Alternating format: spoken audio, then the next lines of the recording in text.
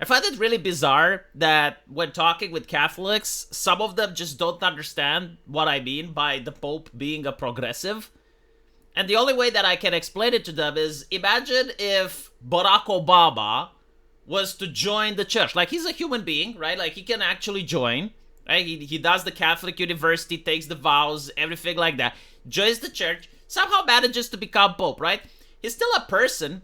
He still has, like, his own opinion on things. And now he can actually use the power of the church as an institution in order to bring his views to life. And what he would do is he would try to frame his views on immigration, on pro-LGBT issues, on climate change. He would try to shape them in a theological way so that it somehow makes sense, so that it somehow behaves in the spirit of the Bible, right? And that's what a progressive pope would look like. The opposite, well, imagine if someone like Donald Trump would do the exact same thing and he would become the leader of the Catholic Church. Well, he would cloak his views on nationalism, on, promoting the working class. He would cloak them in theology, and he would try to change the world by imposing his vision. The idea that popes, which are human beings, are completely disconnected from, like, mundane politics is something that I don't even know why people try to entertain. Like, it's so obvious that it does matter the type of individual that reaches at the top of the church, especially when it comes to, well, what are his political leanings? Is he a right-winger or a left-winger? And the current pope, I don't think anyone can deny the fact that he was a left-leaning pope. Some would call him even Marxist. Why? Well, he had a very strong pro-immigrant rhetoric that bordered on even massive illegal migration.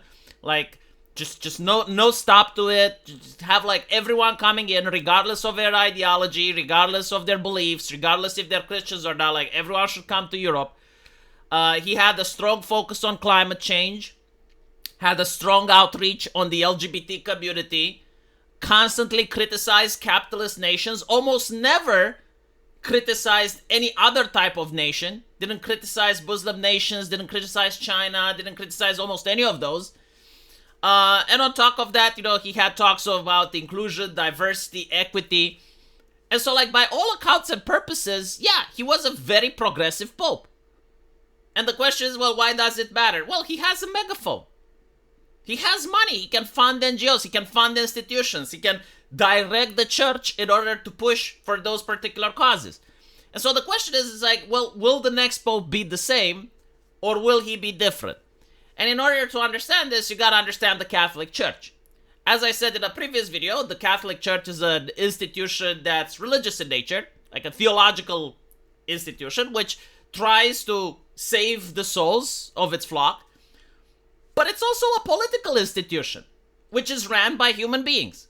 And if you happen to work in any place where more than 10 human beings gather, you'll notice that immediately you have competing interests. Like, even if it's at the office, even if it's like at the cubicle, you have certain people that are there for different things. Some people are there just to make money. Other people are there because they believe in the mission statement. Other people are there because they enjoy the social group and the social dynamics. And what they want is they want to make a lot of friends. They want to feel that they belong. They want to feel included. The Catholic Church is really the same. Like, some of the people that are priests, they want to become cardinals. Like, they have career ambitions. Others, they may genuinely believe in their calling and they may genuinely believe in God. And so their focus is to get as many people to convert to Catholicism and to stay as good Catholics. You may have certain priests that are there in order to make money, in order to obtain more wealth through the power and the politics of the Catholic Church. They may then redistribute that wealth to causes that they see fit, to build another church, to renovate an old monastery or whatever. But the idea is, like, different people are there for different reasons. And so when it comes to politics, the same thing applies.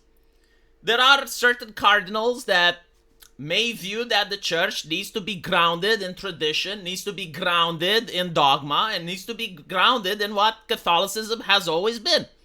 But there are other cardinals that may view that the times are changing and the church has to change as well in order to adapt to the new era.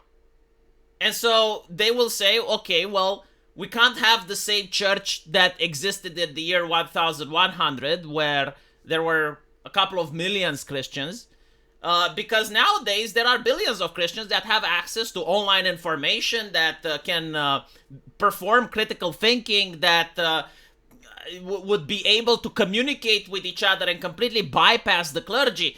And so we need to change the church as well. We need to adapt to the modern era. And what they believe is that in order to adapt to the modern era, you also need to care about the things that the young generation are carrying, which is climate change, LGBT communities, being anti-capitalist, like all the stuff that the young generation was carrying back when Pope Francis was in power. And so if they believe that, well, then the church has to become more progressive, because they would think, well, if the church isn't progressive, then we don't get people coming in. Right? Like they will view us as bigots, and then they will turn to either other religions, because there's other denominations out there, or they may simply become atheists, or they can just, convert to Islam or some Eastern Oriental stuff that may come in, which is more in line with their views. And there are cardinals that think like this, right? I'm not casting judgment in whether it's right or not, but I am trying to explain how within the church there are different factions, that there are different cardinals with different beliefs. And the reason it matters is because one of them is going to be Pope. And the question is it going to be one of the progressive cardinals, or is it going to be one of the more traditionalist? And so when you look at it like that, you kind of realize that, well, the current Pope, he was a progressive, and he named a lot of people himself. And there are a lot of scandals that he was bypassing a lot of traditionalists in order to pick from people that are more progressive oriented. And so if that's the case, the deck is stacked in the favor of another pope that's going to be probably worse than Pope Francis. And I say worse for the people that expect the church to be rooted in dogma, tradition, and pretty much more of the same. Right? Because if you believe that Jesus is real, then, well, his teachings shouldn't change. Like, the church shouldn't change very much because it uses the same source material, right? And so for them, like, having a pope that's even more progressive than Pope Francis would definitely be something that they wouldn't like. And the question is, like, will we have someone more progressive? The answer is, like, it's kind of skewed in that way, but it's not guaranteed. And so why is it not guaranteed? Well, it's not guaranteed because ideology doesn't always matter, right? It's easy for us to think, okay, well, the progressives will always vote the progressive, the hardliners will always vote the hardliner. If that was the case, you wouldn't have the progressives to begin with, because the hardliners would never vote for them, right? So in reality, there are individuals that know how to, quote-unquote, hide their power level. There are individuals that don't vote on ideology but may vote on ethnicity. Like, for instance, people would demand an Italian pope and they wouldn't care. They would say, no, can be progressive, can be hardliner, like, he has to be Italian. There are people that change their mind. Like, you can nominate the person that's your best friend, and the moment they get into power, they may change their mind, they may change their views over the couple of years. And then what ends up happening is that, well, the person used to be a progressive, but now he's a traditionalist, and vice versa. You may have certain deals that are happening behind closed doors, and you can have a traditionalist say, look, vote for me and I'll give you shit. I'll do stuff for you. Blackmail can happen. It's like, we know what you did. Vote for me and we'll keep it hidden. And so while the deck is stacked, because, again, Pope Francis has named a lot of cardinals that probably align with his worldview and his vision, the reality is that over the years, certain number of them can change their mind. Other probably hit their power level. Other could be blackmailed. So on and so forth, to the point where, again, you don't know. But, yeah, I am skewed in believing that the next pope will definitely be, if not progressive, if not worse than the current pope, at least more on the same. Like, he will still talk about climate change. He's going to still be pro-mass immigration. He's still going to be pro-LGBT and all that stuff. The question is like how much compared to the current one. You know, if the current one is the benchmark, if Francis was a 10, is the new guy when he talks about LGBT, is he going to be a 15 or a 7? It was the new guy when he talks about climate change going to be a 5 or a 20, right? That's the question. But I don't think you're going to see a 180. I don't think you're going to see a pope that's going to be like someone that came out from the 90s and he's going to have the exact same political leanings and whatnot. Let me know what you guys think, though. Hopefully this made sense, and I'll see you in the comment section. Take care.